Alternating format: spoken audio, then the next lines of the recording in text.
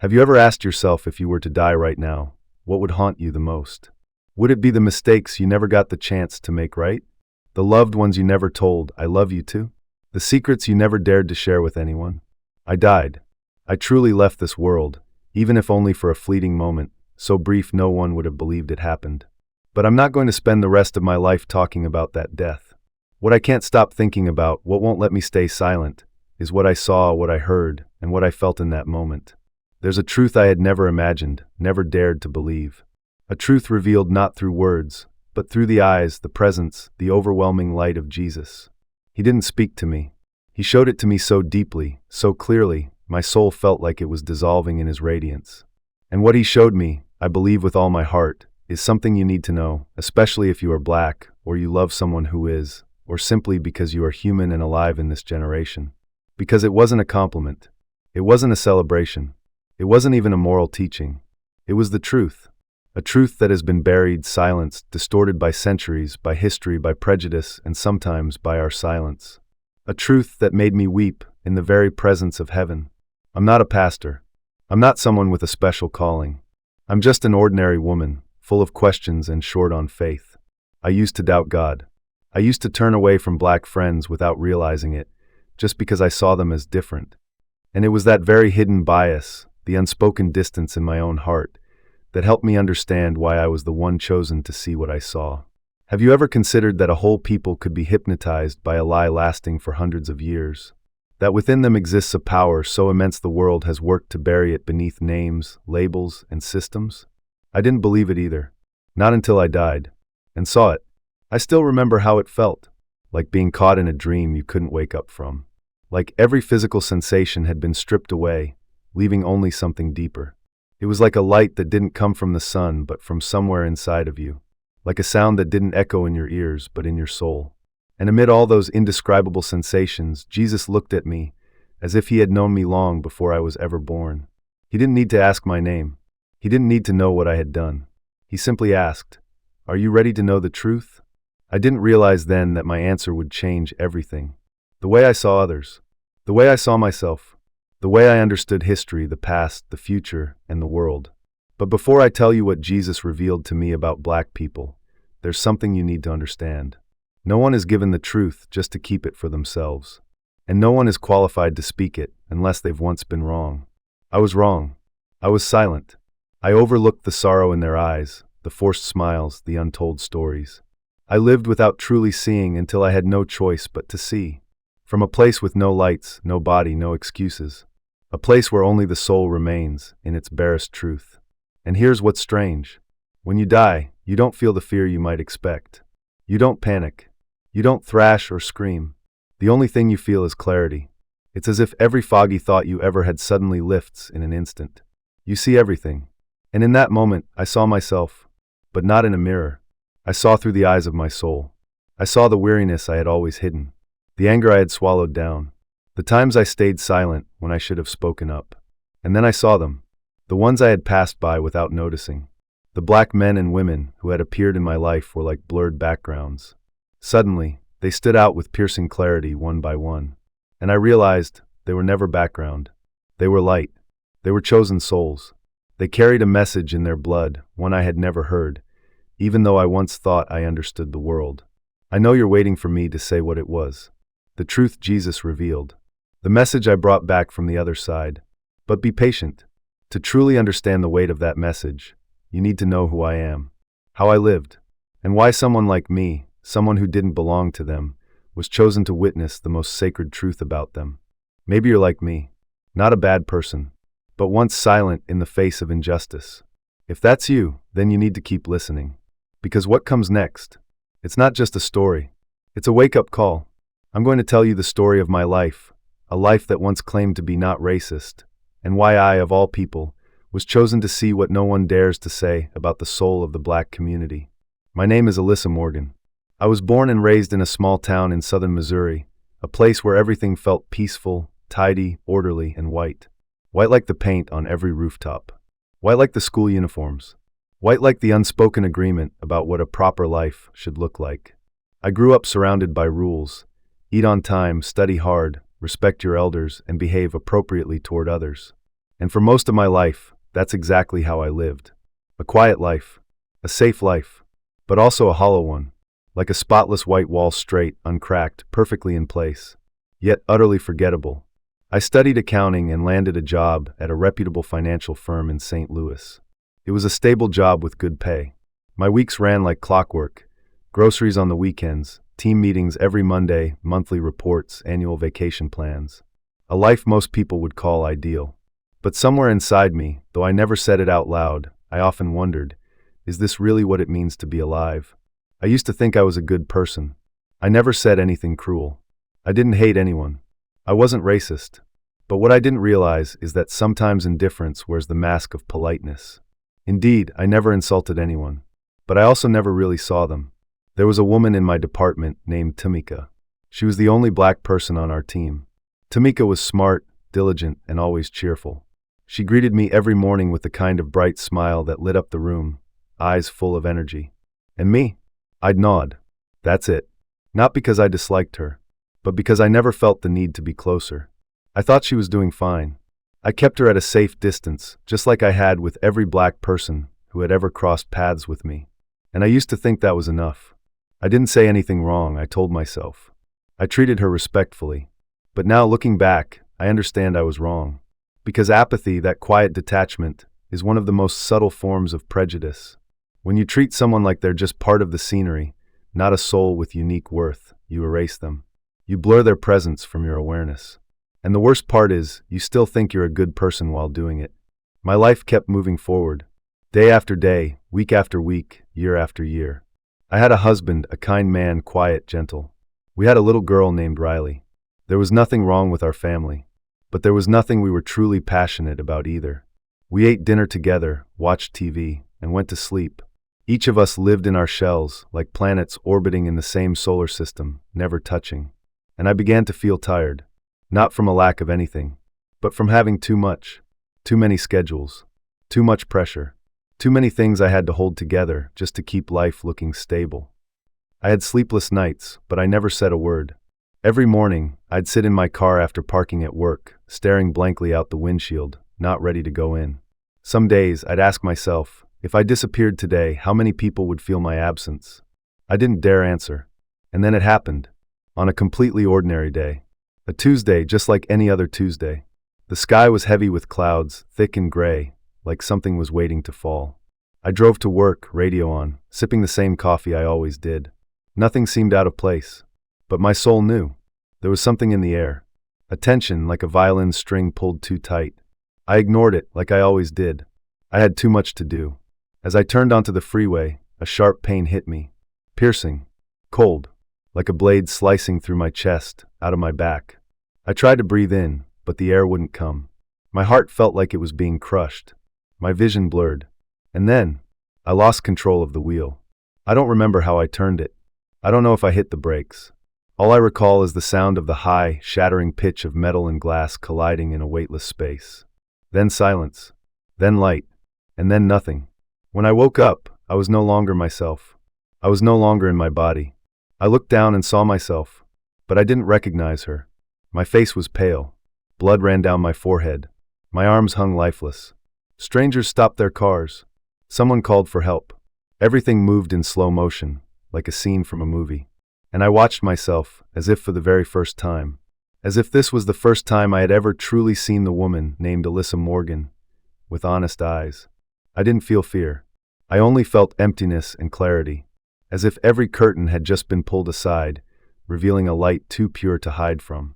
I was being lifted, weightless as a feather, far from the ground, far from all sound, far from anything I had ever known. And then I entered a place that has no name. There were no walls, no doors, no shape. But I knew this place was more real than anywhere I had ever been. And there I met him. Jesus. Not the way he's painted in pictures. Not white, not black, not any color at all.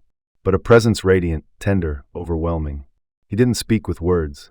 But I heard him through my soul. And the first thing he asked me was, "Have you ever truly seen?" I didn't understand. Seen what? He didn't answer. He simply brought me closer to a place. A place that was the truth. A truth that would forever change the way I saw people. A truth about them. And that was the moment I truly left this world and crossed into another reality. A place where Jesus showed me something no book, no sermon, no classroom had ever dared to reveal. What I'm about to share may change the way you see everything. I drifted, light as air, not flying, not floating, but drawn by a force I couldn't name. It didn't hurt. It wasn't forceful, but I couldn't resist it. Below me, everything grew smaller. The trees, the streets, the people. Then darkness wrapped itself around it all. But not the kind of darkness you fear in horror movies. This was deep indigo. Velvet, quiet like the ocean's heart. There was no time, no direction, no gravity, just motion. And then, a point of light appeared in the distance. At first, it looked like a single star. But as I came closer, it expanded. It shimmered like it held millions of suns inside. And yet, it didn't blind me. It didn't burn. Instead, it pulled me in. I wanted to run toward it. I wanted to melt inside it. It felt like every wound I'd ever carried could be healed in that one touch. That light had form. Not clear, not distinct, but I knew. I knew it was him. It was Jesus. No introduction. No explanation. My soul trembled like a lost child standing before a father who'd been waiting centuries to embrace her. He didn't need to speak. But I heard him. Not with ears, but with every cell that had broken free from my earthly body. Alyssa, he called my name in a voice deep and tender, like wind passing through the trees. It's time for you to see. I wanted to respond, but no words came. My mouth, or what felt like a mouth, didn't open. But my thoughts were instantly understood. I asked, "Am I dreaming?" Jesus didn't answer. He simply extended his hand. And the moment I touched that light, everything around me vanished. I was no longer in the realm of light. I was somewhere else entirely. It was a vast plain, golden with sun-scorched grass, where the wind drifted gently like smoke. There was no sun in the sky, yet light bathed everything. I saw people walking in long lines. No one spoke, yet every pair of eyes burned with a fire like glowing coals. They were black, young and old. Some wore modern clothes. Others were draped in ancient animal hides. Each one seemed to carry a layer of memory. A story, a soul that had walked through fire. I turned to Jesus. His light seemed to blend with the very air around me, yet I felt him as clearly as ever. I asked, "Who are they?" And he answered not with words, but with vision. I saw the slave ships. The terrified eyes stared into the black ocean night, shackles biting deep into wrists. But what made me cry wasn't the pain. It was the light in them. Even in torment, even in loss, that light had never gone out. It burned, silently, deeply, and it was waiting. Then Jesus whispered, "They are the first souls." I didn't understand. He continued, "They came before. They were given something the rest of the world has yet to comprehend. They carry the memory of the earth. They remember. And that is why they threaten the darkness." I couldn't breathe, though I had no lungs. But I understood. They weren't weak. They weren't to be pitied. They didn't need to be saved. They needed to be remembered. Because they had been stolen from themselves. Stolen by history. By systems. By lies repeated so many times, across so many generations, that even they began to believe them. They forgot they were chosen.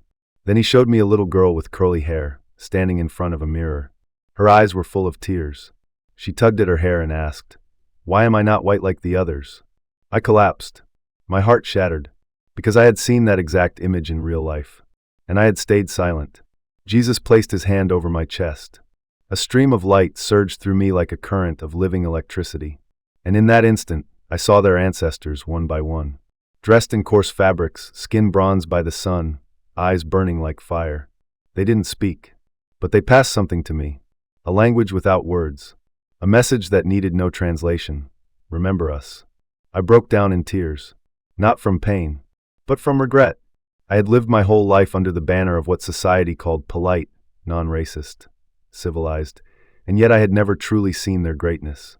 I had passed by so many radiant souls, and never once bowed my head. Jesus looked at me. There was no anger in his eyes. Only truth. "You must tell them," he said, "because truth was never meant to be hoarded. It was meant to set people free." I nodded, and then everything vanished. No more planes. No more light. Only one sound echoed deep within my soul. It is time for them to be remembered for who they are. I spiraled through a vortex of light.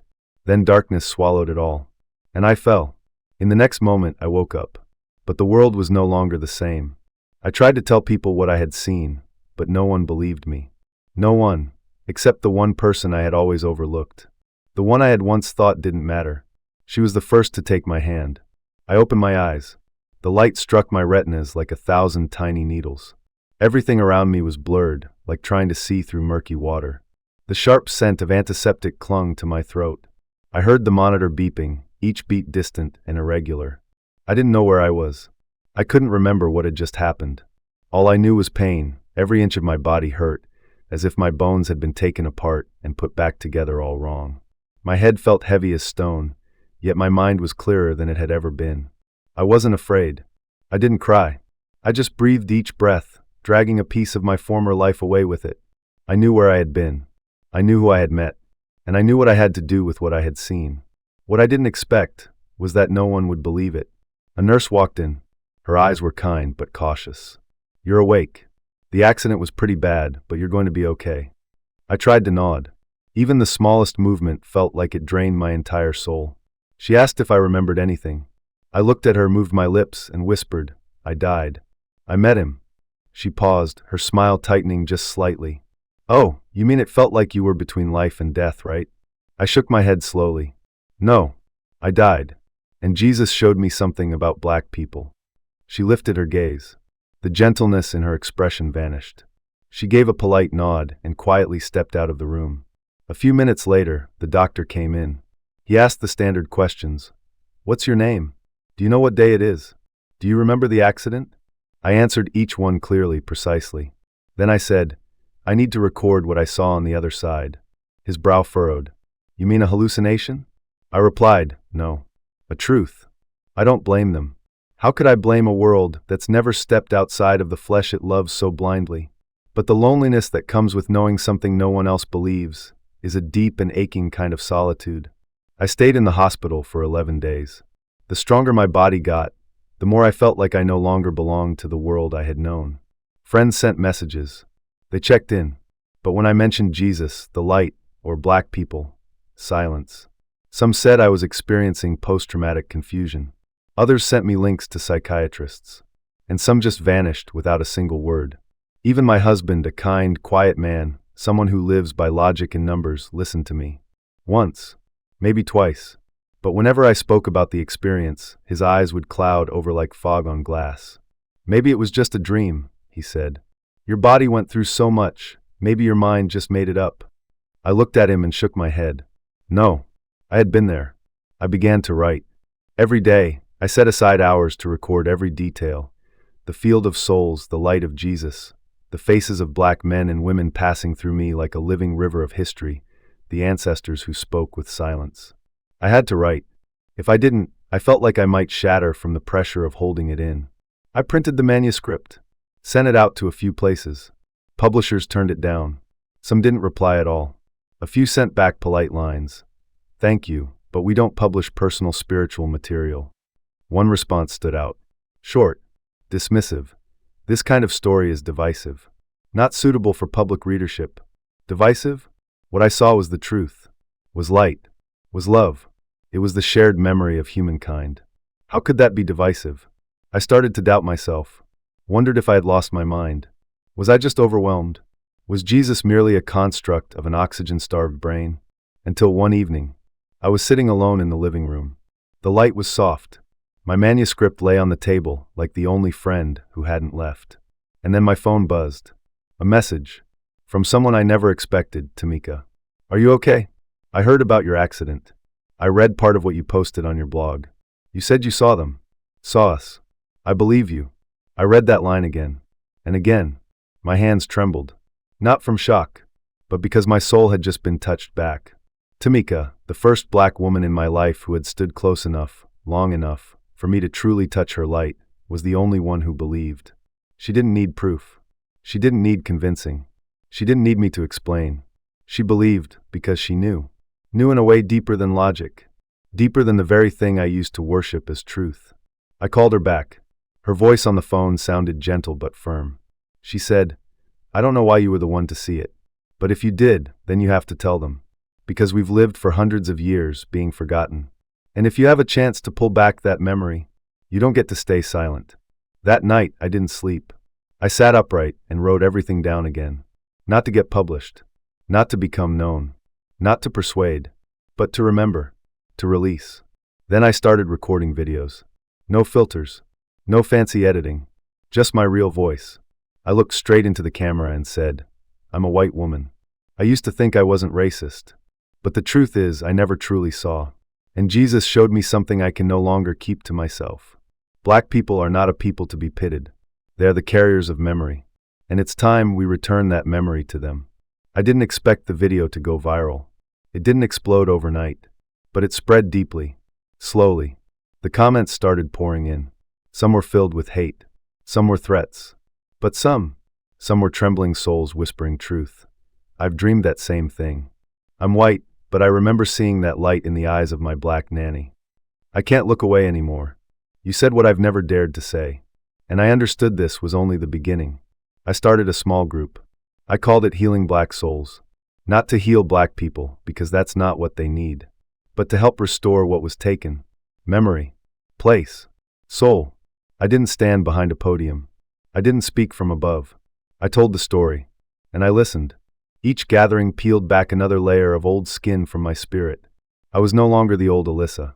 No longer chasing the tired metrics of success. I live slower now, but deeper. One time, during one of our gatherings, a 14-year-old black boy stood up and asked me, "Do you think Jesus is a person of color?"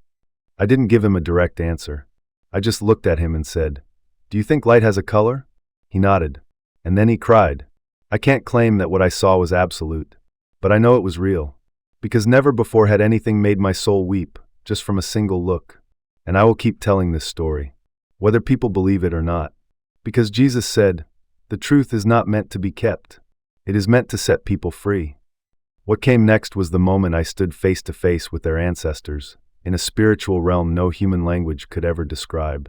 They didn't speak with their mouths, but every gaze pierced straight through my spine, like a sacred drum calling forgotten souls to awaken after 1,000 years asleep. That night, after I turned off the lights, the darkness settled over the house like it always did, quiet, still, familiar. I lay in bed, eyes closed, but sleep wouldn't come.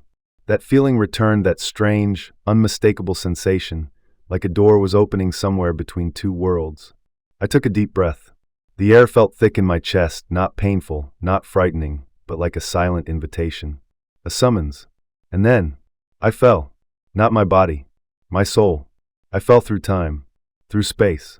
Through everything. The world dissolved around me. No ceiling. Nobody. No breath. Just a blackness dense and deep like ink, without sound or light, yet not frightening at all. I knew I was being called back. I don't know how long it lasted.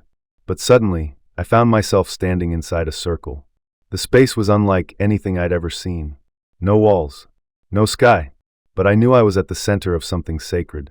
Around me stood figures, not people, but souls. They formed a ring around me. Old men, young girls, women with head wraps, children holding sticks. Some stood still. Some held staff. All of them, black. Their eyes glowed. Not with electricity. Not with fire. But with something ancient. Like moonlight reflected on deep water. A light that didn't shine to be seen, but to silence. No one spoke. Not a single word. But I heard everything. Not with ears. With my spine. An elderly woman stepped forward. Her face was carved with deep lines, like a map of history etched in skin. She didn't say a thing, but her gaze held centuries. In her eyes, I saw screams swallowed in the dark. I saw dreams stolen before they could be named. I saw bloodlines renamed. Light buried. I broke down in tears. Why was I here? Who was I in their story? I had been silent. I had turned away. I had refused to see. Why were they showing me this? Then a man stepped forward. Tall. Built like stone. Yet in his eyes the softness of a child. He reached out.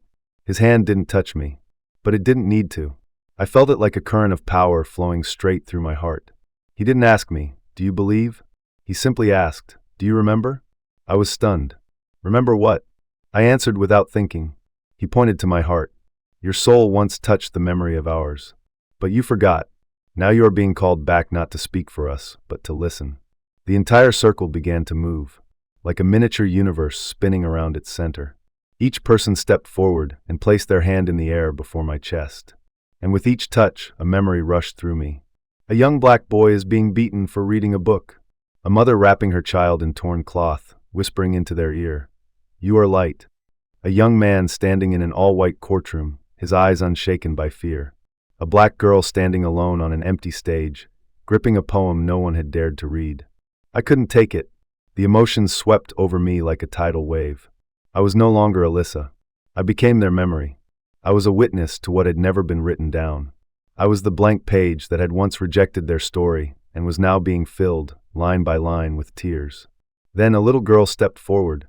Her hand trembling, she placed a small stone in the center of my palm. I looked down at it, smooth, black, and cold, and in that very moment I saw myself. 14 years old, giggling while a classmate mocked the curly hair of a black girl. I didn't speak up. I didn't defend her. I laughed. And then I forgot all about it. But that little girl never did.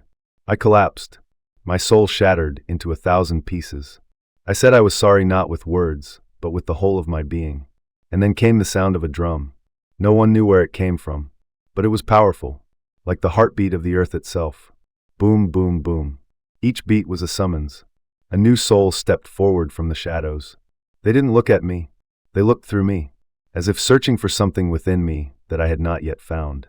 And then the final figure stepped forward. Neither young nor old. Neither male nor female. They were the totality. The origin. They leaned in, close to my ear, but said nothing. They only breathed. A single breath. A wind that passed straight through my soul. And I remembered. I remembered the look in Tamika's eyes when she was ignored. I remembered the unfinished story of the black Uber driver last year, who told me how his grandmother had once been kicked out of a public library. I remembered the elderly black woman standing in line ahead of me at the grocery store, counting out coins, and how I sighed under my breath. I remembered everything. And in that moment, I understood this wasn't a gift. It was a responsibility. I wasn't shown these things to keep them to myself. I wasn't forgiven, so I couldn't feel at peace. I was chosen to see, to listen, and to speak. One last time, the circle stopped turning. The elder woman, the first who had approached me, looked into my eyes, and for the first time she spoke. "We don't need someone to speak for us. We just need someone who won't look away." I nodded. Tears fell from my eyes, not from sorrow, but from the overwhelming grace of being seen. No more emptiness. No more wind. No more darkness. Only me. And the truth. Then I woke up. Morning light streamed through the window, and I knew the world would never be the same again. The next day, I rose with a weight in my chest no doctor could explain. It wasn't fear. It wasn't anxiety. It was a responsibility. As if my soul had been handed a mission, no paperwork, no signatures, no title, but more binding than any contract I'd ever signed in my life. I made coffee, sat at the kitchen table. Sunlight poured through the glass, falling directly on my manuscript, still open to a half-written page. The handwriting was messy, but every word was a testimony. I no longer write to tell. I wrote to remember, and to make sure someone somewhere would not be forgotten. Tamika called just before noon. She didn't ask, "How are you?" She didn't say, "I'm glad you're better." She simply said, "I have a feeling." You met them. I was silent for a long moment. Then I answered, "It wasn't a meeting. It was being seen. And no one can keep wearing their mask once they've been looked into like that." Tamika cried. Not out loud, but I heard the quiet sobs of a soul that had waited far too long to be told your pain is real. You didn't imagine it. I began walking through my neighborhood again. But this time, I saw people differently. Every face seemed to carry a story, a lineage, a layered memory pressed into the soul. I started seeing black people not with pity, not even with sympathy, but with reverence. At the city library, I saw a young black boy sitting in the corner, reading a book on American history. I walked over and asked, "What are you studying?" He answered, "About the slaves." I asked, "How do you feel when you read it?" He looked at me for a long time, then said, "I don't know why, but I feel sad for people I've never met." I bent down, gently placed my hand on his shoulder, and said, "Because you remember. Your soul remembers. And that's something no one can ever take away from you." That evening, I hosted the first meeting of Healing Black Souls. Only 7 people came, but it felt like 700 souls were present in the room. We had no curriculum, no slides, no speakers, just a circle and one question. What do you remember about yourself that the world once made you forget? A middle-aged black man raised his hand. He said, "My teacher once told me I was too loud, that I should act less black." And I believed him. I stayed quiet for 15 years. An older black woman spoke next. I remember seeing my grandmother sing hymns in a dark room. I asked her who she was singing for. She said, "For your ancestors, so they don't lose their way." I didn't understand then, but now I do. We sat in silence. No one needed to add more. Because when truth is finally called by name, it doesn't need explanation. I walked out of that room like I had stepped down from another realm. And I knew this is what I would spend the rest of my life doing, creating space for voices that were once silenced. And then it happened. A local news station invited me on air to share my strange near-death experience. They wanted the mystery, the miracle, the phenomenon. I knew if I focused on the light, on Jesus, on floating out of my body, they'd be thrilled. But if I spoke about the part where black souls carried sacred memory, they'd cut the segment. Change the subject. I thought about it all night. But when the cameras turned on, and the host smiled and asked, "So, what did you see on the other side?" I didn't hesitate. I looked straight into the camera and said, "What I saw was not meant to entertain. It was a reminder that we've forgotten. There are people who were taken, erased, redefined, and yet they are the ones who carry the original memory of humanity. Being black is not just about skin color. It is the embodiment of a spiritual strength that has been buried. And Jesus showed me that when they remember who they are, darkness loses its place." No one said a word after that. The studio went completely silent. But I knew I had done what I was meant to do. Because once you've seen the truth, there's no going back to the life you had before. And the truth is, I don't want to go back. I stood before a community of hundreds, sharing the light I had seen. And that very community helped me realize something even deeper. We are not just healing black souls. We are healing the memory of humanity itself. I stood backstage, gripping the wrinkled stack of notes in my hand. Every seat in the auditorium was filled with black faces, white faces, brown faces, young and old. They hadn't come for me. They came for something deeper, a stirring they couldn't explain, a quiet call, a wound inside them that had never been named. The event was titled, "Black Souls, Buried Memory." But I knew this wasn't about sharing knowledge. It wasn't a history lesson.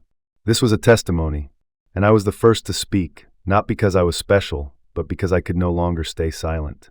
The moderator gave me a gentle nod. Time to walk out. The spotlight hit me. My heart thundered like a drum. But I didn't shake, because I knew I was standing in truth. I didn't begin with the near-death experience. I didn't start with Jesus. I didn't start with the light. I began with a confession. My name is Alyssa Morgan, and I used to be what society calls not racist. The kind people praise. I was polite. I was kind. I never said anything offensive. But I didn't see. I walked past hundreds of black people in my life, and never once stopped to truly see them. And that is a sin. A willful forgetting. A silence disguised as civility. No one moved. I continued. I died. Truly. My heart stopped. My soul left my body. And I met Jesus. He didn't scold me. He didn't shame me. He just looked at me so deeply that I couldn't hide a thing. And then, he brought me to a place where black souls waited. Souls I never knew I needed to see. I told the story not with a booming voice, but with a quiet honesty that came straight from the core of me. I spoke of the soul field, of the ancestors who placed their hands over my heart, of the little girl who gave me the black stone, her eyes piercing through lifetimes, of the stories I saw not with my mind, but through the blood they carried. I'm not here to represent anyone. I don't speak on behalf of anyone. I'm simply someone who can no longer look away. And if someone like me, a white woman from a clean, safe suburb, can be shown what I was shown, then so can you. But you have to choose, either keep not seeing or open your eyes. And once you do, you will never be able to live the same way again. A middle-aged man stood up, black, wearing a white dress shirt.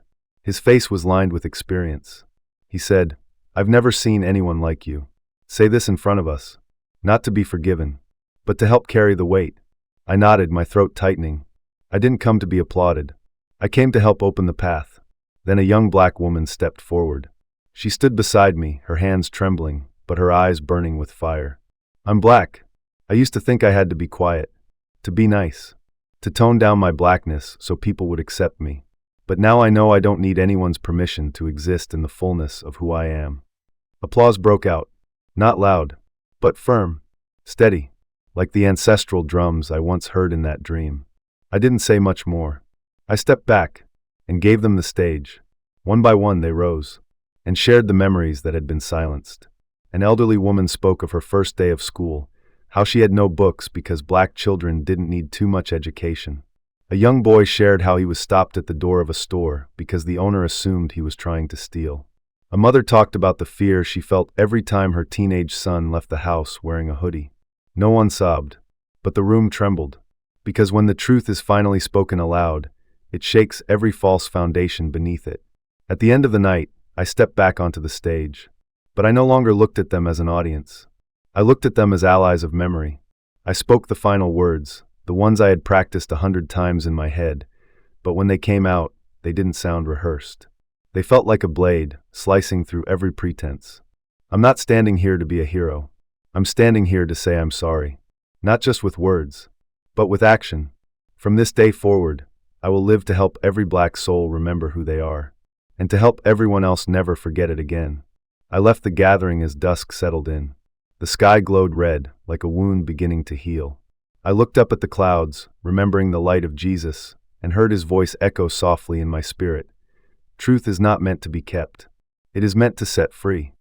On my way home, I passed a small park. A young black boy was riding his bike. He looked over at me, his eyes clear, unguarded, without a trace of suspicion. I smiled at him, and he smiled back. In that moment, I knew something had changed. Not the world, but the way I now exist within it. I no longer saw black people as the other. I no longer saw myself as the good one. I saw all of us as souls trying to find our way home.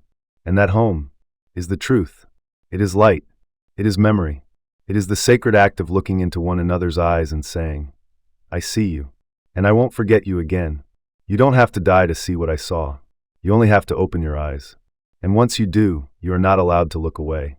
Because silence is complicity, and remembering is the first act of healing. So remember, speak it, and live as if you too were shown the truth by Jesus himself, just as I was.